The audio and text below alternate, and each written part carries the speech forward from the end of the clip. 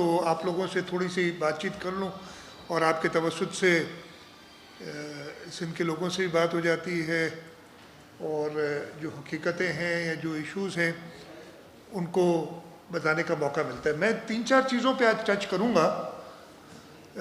सबसे पहले तो बजट का टाइम है, तो मैं उस सिलसिले में जो बातें चल रही हैं कुछ या जो इश्यूज़ हैं उनको हाईलाइट करना चाहूँगा।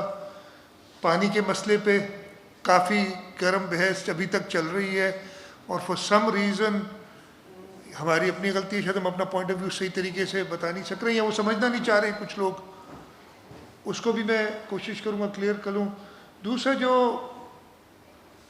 पूरे पाकिस्तान के साथ और ख़ास तौर पे सिंध के साथ, अच्छा मुझे कहते हैं, बड़ी मैंने बात सुनी है कि जी ये प्रोविंशियल हो गए, लीडरशिप हो गए। यार अगर मैं अपने सूबे का इंचार्ज हूँ, चीफ एग्जीक्यूटिव हूँ और अपने सूबे के मसले और फैक्चुअल पोजीशंस नहीं बताऊँगा तो मैं अपनी जॉब से, अपने ओथ से इंसाफ नहीं करूँगा। उसको आप सूबाई ना लें। मैं पंजाब वाले अब ज़रूर अपने मसले बताएंगे, खैबर पख्तूनख्वा वाले अपने मसले बताएंगे, तो मैं सिंध सूबे के जब मसले बताता हूँ उनको चिढ़ क्यों लगती है इस चीज़ से, एकदम हमलावर क्यों हो जाते हैं। और ना सिर्फ मुझे, सारे इदारों को सिंध के बदनाम क्यों करने लगते हैं। और मैं कुछ बातें उस सिलसिले में बताऊंगा।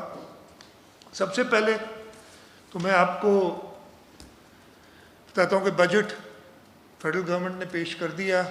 आज पंजाब में असम्बली में बजट पेश होगा। कल इंशाअल्लाह ताला सिंध असम्बली के अंदर मैं बहैसियत इंचार्ज वज़ीर ख़ज़ाना बजट पेश करूँगा।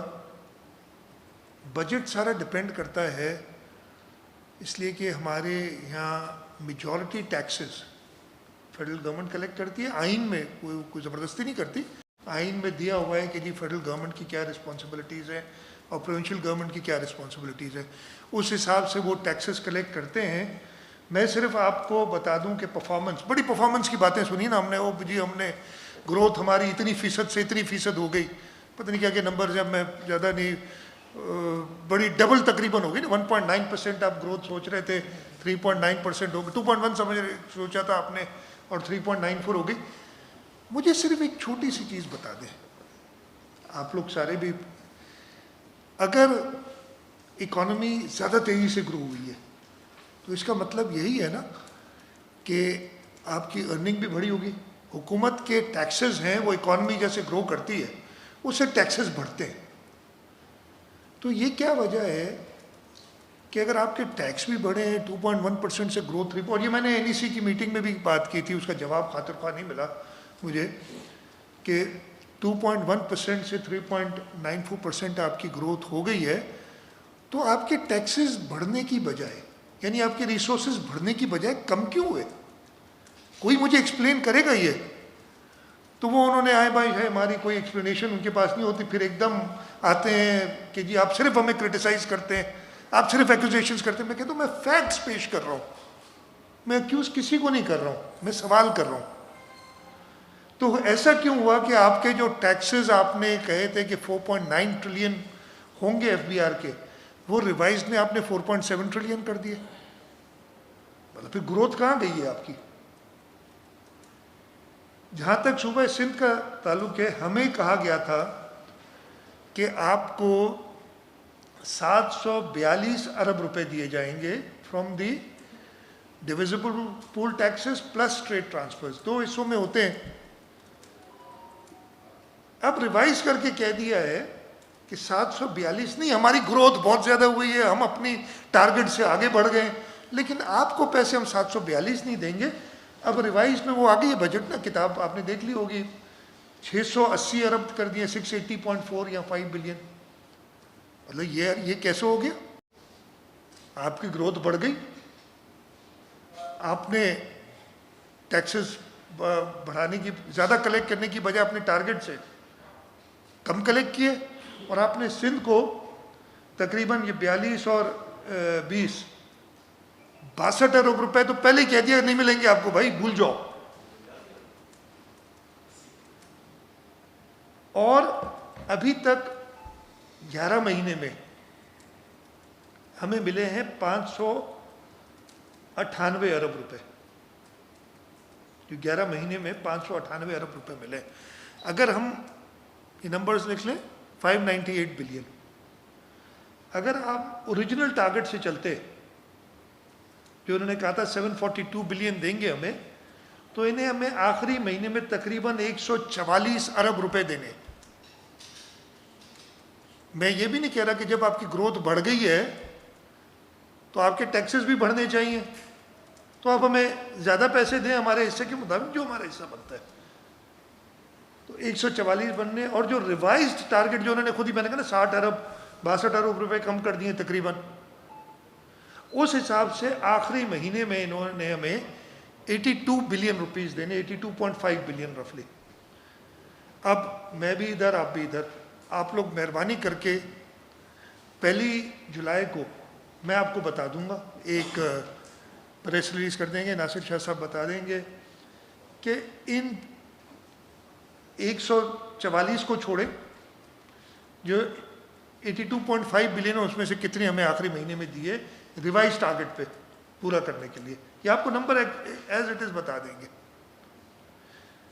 अब आप ये सोचें कि एक सूबे को आपने जो प्रॉमिस किया 742 अरब रुपए, उसमें अब 62 अरब रुपए वैसे ही काट रहे हैं पहले से ही, और प्लस जो और शॉर्टेज आती है तो वो अफेक्ट इस कोरोना वायरस में जो हमारी चीज़ें डाइवर्ट हुई हैं, और जो फ्लड्स आए थे, इनका जिक्र मैं कल असेंबली में अपनी स्पीच में करूँगा।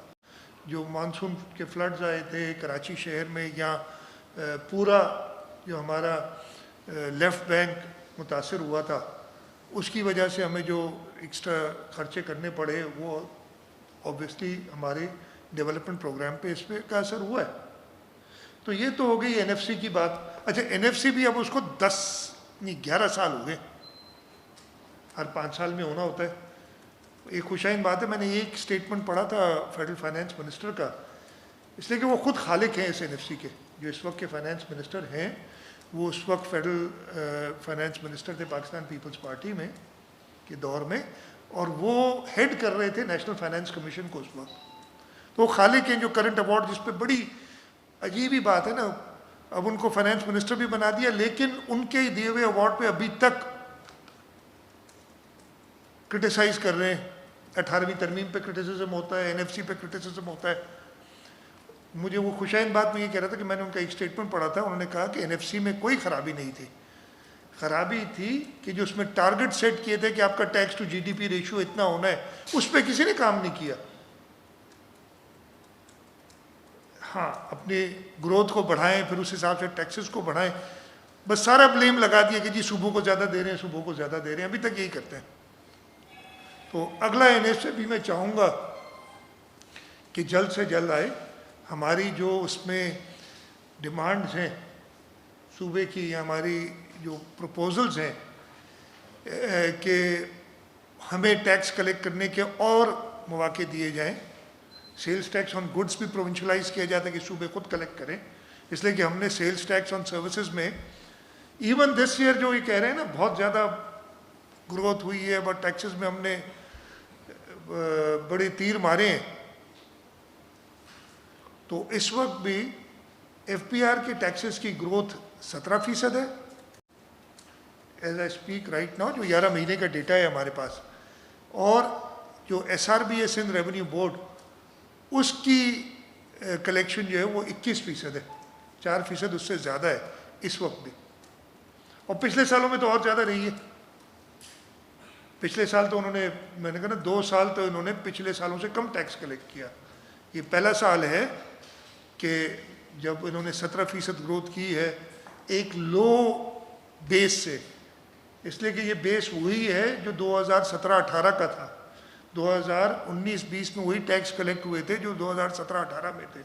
तो ये 17% ग्रोथ है 3 सालों की। अगर आप इसको वैसे देखेंगे, ये 3 साल की ग्रोथ है, जिसको इतना वो जिसके बारे में वो ढोल बजा रहे हैं। अच्छा, हम तो चाहेंगे इसलिए कि ऑब्वियसली हम स्टेक होल्डर हैं। 57.5% ये टैक्स सूबों को मिलता है, तो हम तो स्टेक होल्डर हैं कि अपनी टैक्स कलेक्शन बेहतर करें, अपनी जो चोरियां हैं टैक्सेस के अंदर वो कम कराएं ताकि सूबों को अपना प्रॉपर हिस्सा मिले। तो एनएफसी और जो अभी तक सूबे को पैसे मिले हैं उसके बारे में मैंने आपको डिटेलॉजिकल बजट स्पीच में भी होगा, लेकिन ये तो वो फिगर्स हैं जो कि आपको मिल जाएंगे। फेडरल बजट की एक किताब होती है explanatory memorandum of federal receipts, उसके अंदर ये सारे नंबर होते हैं, उसी में से मैंने सुबह बैठ के ये भी लिखे हैं।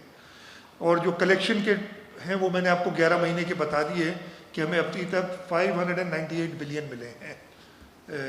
वो उसमें नहीं होंगे किताब में, वो मैंने आपको बता दिए।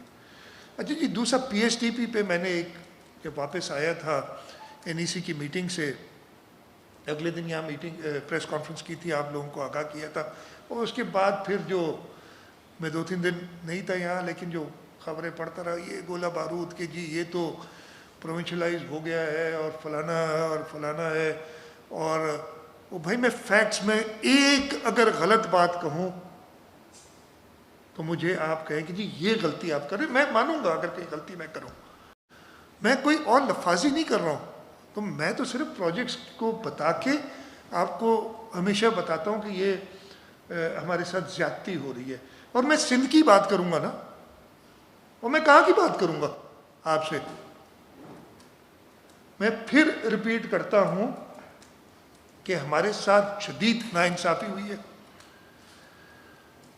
हमें वो प्रोजेक्ट्स दिए गए हैं जिनकी हमें ज़रूरत नहीं है, ज़बरदस्ती थोपे गए हैं, और उसके बाद कहते हैं, अब मैंने आपको एग्जाम्पल दिया था उस दिन, दोबारा बता देता हूँ कि पिछले साल भी ऐसा किया था।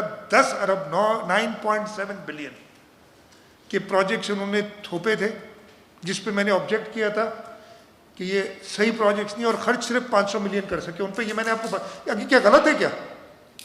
खर्च भी नहीं ऑथराइज है, एक्सपेंडिचर का मुझे नहीं पता, जो उन्होंने अपनी किताब में लिखा है कि ये रिलीजेस की हमने 500 मिलियन की। अगर इसमें एक चीज़ भी गलत है तो आप मुझे बताएं, मैंने प्रोजेक्ट्स की डिटेल भी बताई थी, मैं रिपीट नहीं करता, आप लोग प्लीज़ खुद देखें।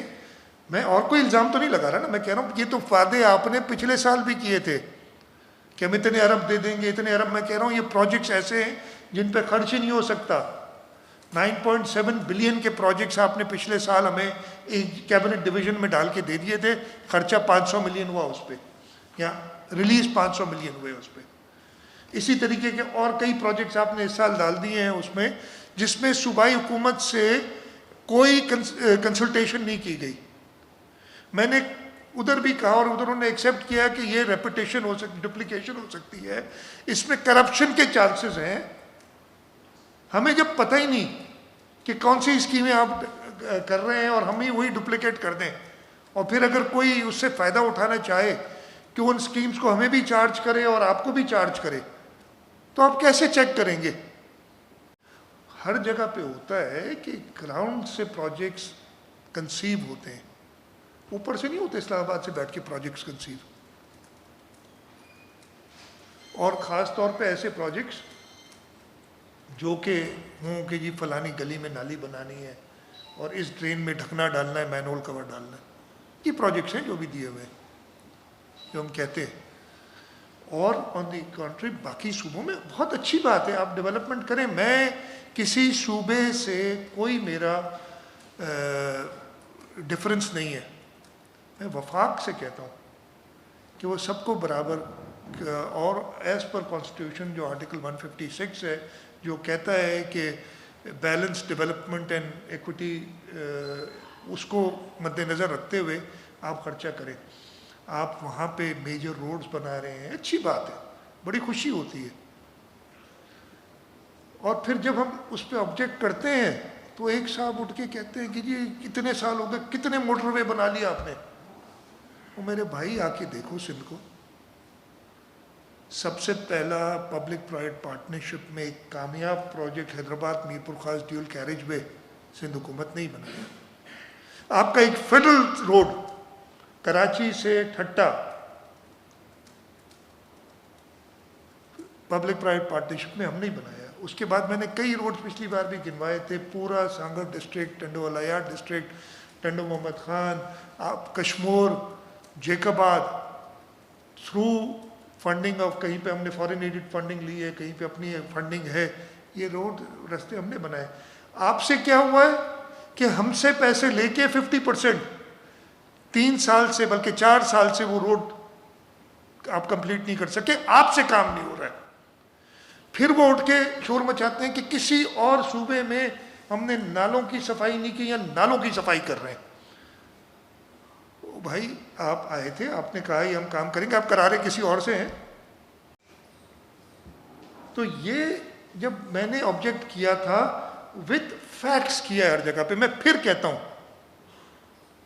कि लफाजी नहीं है, ये फैक्ट्स बता रहा हूं आपको कि इन लोगों ने इस तरीके से, और वो डिटेल्स मैंने जब पिछली बार आपसे बात की थी तो मैंने कहा था कि एक नोट ऑफ डिसेंट मैंने भेजा है और भेजूंगा, और वो भेज दिया। ये नोट ऑफ डिसेंट की कॉपी भी है जो मैंने 8 तारीख को हमने भेज दिया था कि, और मैंने इनसे यही कहा है कि NEC के मिनट से, ये इसलिए कि ये हमारे तारीख का हिस्सा बनेगी कि जी एक सूबे ने फैक्चुअल बेसिस पे ऑब्जेक्ट किया। ऐसे नहीं कि ये ख़त्म हो जाए, जब ये लोग पढ़ेंगे बताएंगे कि जी एक सूबे ने वाकई कहा था। ये जो 5 साल ये अभी तक तो 3 साल हुए हैं, अल्लाह करे जल्द से जल्द ये ख़त्म हो टाइम। लगता है 300 साल आप लोगों को भी लगता होगा, जिस तरीके से ना मुश्किल वक्त बड़ी देर से गुजरता है, आहिस्ता आहिस्ता गुजरता है। तो ये याद रहेगा कि जी किसी ने ऑब्जेक्ट किया था कि ये फेडरल गवर्नमेंट सूबों के अंदर मेगा प्रोजेक्ट्स देने की बजाय आप नालों पे और गलियों पे और मैनहोल्स पे और गटरों पे काम कर रही है। ये पता चलेगा, ये रिकॉर्ड पे आना चाहिए। तो PSDP पे मैं फिर से कह रहा हूँ कि जो कुछ मैंने कहा है उन फैक्ट्स को डिनाई करें कि जी मैंने ये फलानी चीज़ गलत कही है। क्या मैंने ये गलत कहा है कि जामशोर और सेवन रोड जो है उस पर ये 4 साल से लगे हुए हैं और उनसे कंप्लीट नहीं हो रहा? क्या मैंने जब ये कहा है कि बाकी सूबों में बड़े बड़े 20-20, 25-25 अरब के, अच्छी बात है प्रोविंशियल रोड प्रोजेक्ट्स दिए हैं, लेकिन हमारे यहाँ कोई नया रोड का प्रोजेक्ट नहीं दिया? क्या मैंने गलत कहा है? चाहे हम और बाकी सूबों में उन्होंने प्रोविंशियल गवर्नमेंट्स को पैसे दिए, हमें कहते हैं आपको नहीं देंगे, आप खा जाएंगे। बड़ा एहसान, कल भी एक शख्स आए थे, एहसान कर रहे हैं कि जी पता नहीं 1600 अरब कितने 100 अरब बताए। ये तो भाई ये तो आईनी हक है, कोई एहसान नहीं कर रहे हो। 742 अरब देने थे आपने सिर्फ इस साल। हम आपको फैसिलिटेट कर रहे हैं, ये कोई एहसान नहीं कर रहे आप, हम आपको फैसिलिटेट कर रहे हैं। और हमें कहते हैं कि किसी और सूबे में हमने नाले नहीं बना रहे। इस साल मैंने कहा ना कि ये जो डिटोरेशन है, और मैं पंजाब हुकूमत, आई होप पंजाब हुकूमत से उन्होंने कंसल्टेशन की हो, मुझे नहीं पता, ये तो पंजाब के लिए है बताने के लिए कि वो इसका क्या जवाब दें। लेकिन ये मैं पढ़ लूँ, ये जो PSDP जो NEC में दी गई थी, अब प्रिंट हुई होगी, इसकी कंफर्म जो कॉपी है मेरे पास NEC वाली है। कंस्ट्रक्शन ऑफ रोड PCC पता नहीं क्या होता है, मुझे नहीं पता। Tough paver, nala, soling, drain, culvert, sewer pipe, bridge in tehsil Malikwal, Phalia, Mandi Bahauddin, district Mandi Bahauddin. ये क्या है भाई? कहीं नाले नहीं बनाए, ये नाले सिर्फ नालों में बह जाएंगे ये। मैं आपको लिख के दे रहा हूं, ये सिर्फ बुग्ज कि अगर हकीकत बताई जाए उन्हें तो फिर शोर, मतलब कहीं पे नाले नहीं बनाए, हमने 90 अरब इधर दिए, 93 अरब उधर दिए। कहाँ है भाई? दिखाओ तो सही, स्कीम बता दो। हाँ बताओ कि तुम 90 अरब या जो भी कहते हो, 90 दिन मैंने इनको गिनवाए थे, उसमें यही हमें नालियाँ जो हमें प्रोजेक्ट्स नहीं हमारी प्रायोरिटी में है। सूबे से पूछो तो सही कि प्रायोरिटी क्या है। और दूँ आपको बहुत सारे ऐसे, एक और भी आगे, construction of road PCC, tuff paver, नाला, एक ही टर्मिनोलॉजी है। नाला, soling, drain, culvert in Chak 105 SB in Rukhan district Sargodha, ऐसे कई हैं। मतलब ये आई होप पंजाब हुकूमत से उन्होंने पूछा हो कि भाई ये स्कीम है हम आपकी दे रहे हैं, नाले बना रहे हैं। कभी नाले कहीं नहीं बनाए, अब नाला पार्टी बन गई है, हर जगह नाले बना रहे हैं।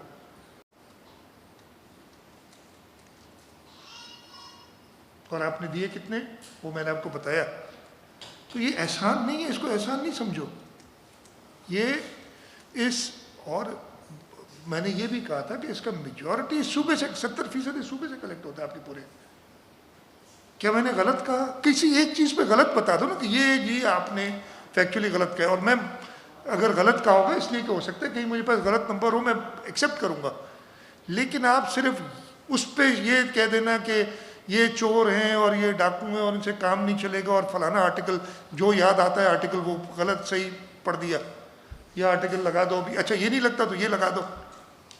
मतलब कभी वो 140 अब 8 है, कभी 140A है, पहले एक और भी आर्टिकल था, वो जो आर्टिकल उनको जो अच्छा ये नहीं लगता ये लगा दो, वो भाई कुछ नहीं लगता।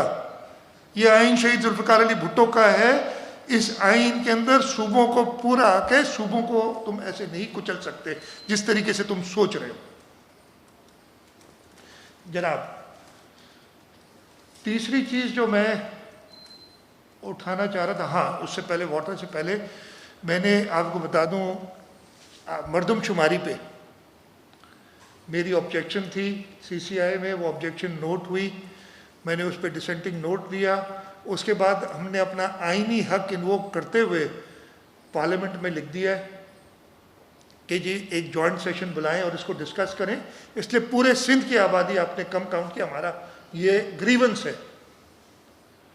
अब मैं ये, और वो ख़त पहुंच गया है, और चेयरमैन सेनेट ने नेशनल असेंबली के स्पीकर को भी लिख दिया कि जी आप जॉइंट सेशन बुलाएं, इसलिए कि वो आपका काम है। अब मैं उम्मीद करता हूं कि जल्द से जल्द जॉइंट सेशन बुलाया जाएगा और उस पर डिस्कशन होगी, और मुझे उम्मीद है कि इस मुल्क के पार्लियामेंटेरियंस अक्रॉस पार्टी लाइन्स ये ना सोचेंगे कि जी मैं पीपल्स पार्टी का हूँ या मैं PTI का हूँ या मैं MQM का हूँ, हक की बात करेंगे।